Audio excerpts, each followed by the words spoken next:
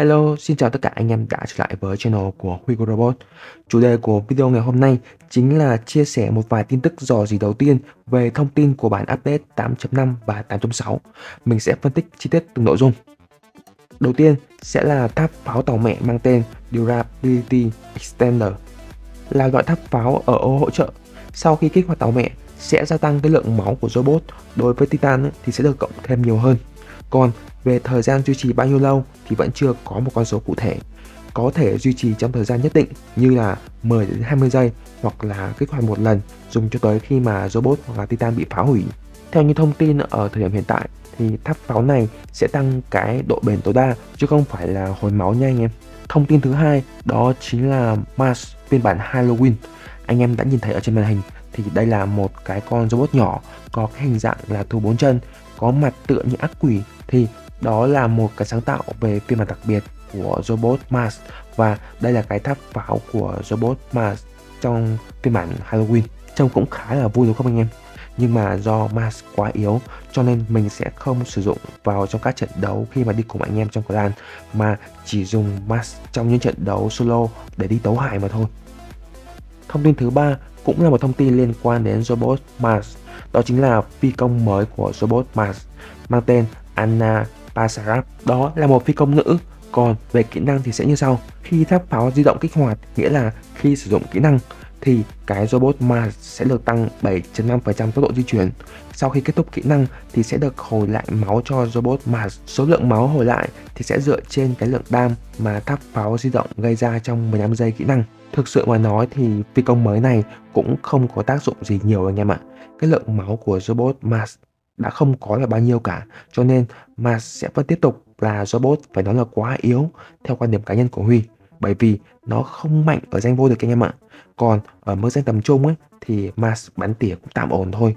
Nếu mà nói về bắn tỉa thì Siren hoặc là Happy dùng cái bộ số máy đạn đuổi nó có bắn tỉa tốt hơn gấp nhiều lần anh em ạ. Tiếp theo là một module mới, module mang tên Passive Immune Amplifier. Mình sẽ tạm gọi module này là module Anti-Control phiên bản 2.0, nghĩa là đây chính là một phiên bản nâng cấp của module chống hiệu ứng Anti-Control.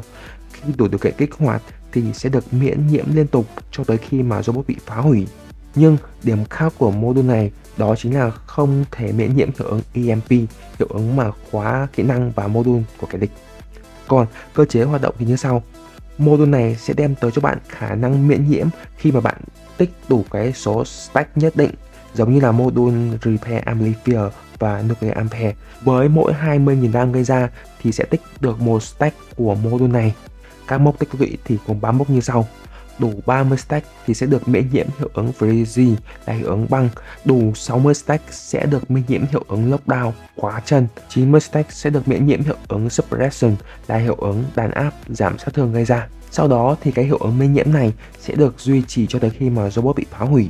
Vậy thì để tích lũy 90 stack thì cần gây ra cái lượng đam là 1.8 triệu đam. Lắp thêm nhiều module này thì sẽ được tăng tốc độ tích lũy nhanh hơn. Ví dụ lắp một cái thì khi mà gây 20.000 đam sẽ được 1 stack, còn 2 cái thì được 2 stack, 3 cái thì được 3 stack. Lắp nhiều module chỉ có tác dụng là nạp nhanh hơn thôi, chứ không có tăng thêm gì khác cả. Bởi vì đây là miễn nhiễm rồi thì chẳng có thể tăng thêm được gì cả, chẳng có thể miễn nhiễm được hơn nữa. Còn nếu mà có được cái hiệu ứng này thì chúng ta sẽ có một cái lối chơi gọi là tăng đam liên tục như là Capri. Đó chính là sử dụng con chip của Tron là chip khi mà miễn nhiễm hiệu ứng ấy, thì sẽ được tăng 35% đam. Con chip này có 3 loại như sau. Miễn nhiễm hiệu ứng băng tăng 35% đam, miễn nhiễm hiệu ứng lốc khóa chân tăng 35% đam, và miễn nhiễm hiệu ứng đàn áp suppression là sẽ được tăng 35% đam. Đó chính là 3 con chip ở trên màn hình đây. Chỉ cần có hiệu ứng miễn nhiễm là sẽ được tăng đam vĩnh viễn luôn. Mà dễ kích hoạt nhất là 30 stack miễn nhiễm hiệu ứng băng, cho nên mình sẽ sử dụng cái con chip miễn nhiễm hiệu ứng băng để tăng 35% đam. Nghĩa là chỉ cần gây đủ 600.000 đam là có thể có ngay 35% đam cho tới khi mà robot bị phá hủy. Vậy thì chúng ta sẽ sử dụng những drone mà có hai cái khe chip tăng đam như là Para hoặc là Beck, tùy theo cái mục đích mà mình muốn sử dụng, để mà lắp được hai chip miễn nhiễm hiệu ứng băng để tăng đam. Đam rất là to luôn anh em ạ, lại còn dễ kích hoạt nữa chứ. Nếu như mà kèm theo module Nuclear Ampere tăng 76% đam nữa thì chúng ta có thể tăng liên tục được là 76% cộng với lại 70% là 146% đam. Quá là mạnh luôn anh em ạ. Robot nào cũng có thể làm được như vậy nhé. Tiếp theo là một loại vật phẩm mới trong game dùng để nâng cấp robot và vũ khí. Nó mang tên là Upgrade Token. Tấm vé này có tác dụng là nâng cấp vũ khí robot lên cấp độ MK3. Điều kiện để sử dụng nó chính là khi robot và vũ khí của bạn đã nâng tới cấp độ MK2 level 12, giống như là cái hình minh họa mình để ở cái bên này đây. Vậy thì giá trị của nó sẽ rơi vào khoảng là 1.500 ao. Nhưng có một cái giả thuyết như sau.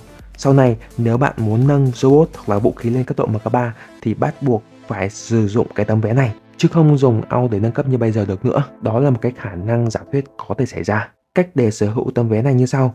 Bạn sẽ kiếm được nó từ chợ đen, vận chuyển đặc biệt hoặc là bảng xếp hạng cuối tuần, nhiệm vụ ngày hoặc là một số nơi khác nữa. Theo quan điểm cá nhân của mình thì không đánh giá cao cái vật phẩm này lắm, bởi vì bạn phải nâng lên cấp độ MK2 level 12 thì mới dùng được. Trước mắt là như vậy, chúng ta hãy chờ xem sau này có những cái trừ sửa lại không. Tiếp theo là bộ súng mới tên lửa cận chiến, có khả năng bắn lan ra cho nên rất dễ dàng trúng hơn khi ở tầm gần. Đây chính là một cuộc cải cách lớn, thay đổi toàn bộ cái thế trận của những năm gần đây. Bởi vì sao ạ? Những năm gần đây, hệ thống hồi máu và tăng thủ rất là phát triển, cụ thể như là module hồi máu, tàu mẹ hồi máu, đặc biệt là tàu mẹ Notline có cái khả năng lập tức hồi lại 250.000 máu và tăng 100 điểm thủ, hoặc là chip hồi máu tăng thủ. Gần đây là module mới, module Repair Amplifier. Những cái thứ trên khiến cho bất kỳ robot nào không phải tanker đều có thể biến mình trở thành tanker một cách dễ dàng và hồi máu siêu nhanh luôn. Việc tăng thủ cao và hồi máu liên tục sẽ khiến cho robot quá là trâu và khó khắc chế. Thì bây giờ cái bộ súng này sẽ được sinh ra và có cái hiệu ứng giảm hồi máu và xuyên thủ thì sẽ khắc chế được những cái điểm trên. Nghe tới đây thì anh em sẽ nói đến cái bộ súng shotgun loa khiến cho kẻ địch không thể hồi lại máu đã mất. Thì cái bộ súng rocket này ngoài cái khả năng giảm hồi máu thì nó còn có cái khả năng là giảm phòng thủ. Còn cơ chế hoạt động thì như sau: giảm 1% hồi máu của kẻ địch cho mỗi viên đạn, giảm 0.67% thủ cho mỗi viên đạn. Còn về số lượng đạn của khẩu súng thì vẫn chưa được công bố. Tên của khẩu súng này như sau: hạng nặng tên là Talon, hạng trung là Troll, hạng nhẹ là Glow. Và trên đây là toàn bộ video clip giới thiệu về một vài thông tin của mùa sau. Nếu như anh em thấy video này hay và giúp ích cho anh em thì đừng quên để lại cho Huy một lượt like và một lượt đăng ký kênh. Xin chào và hẹn gặp lại.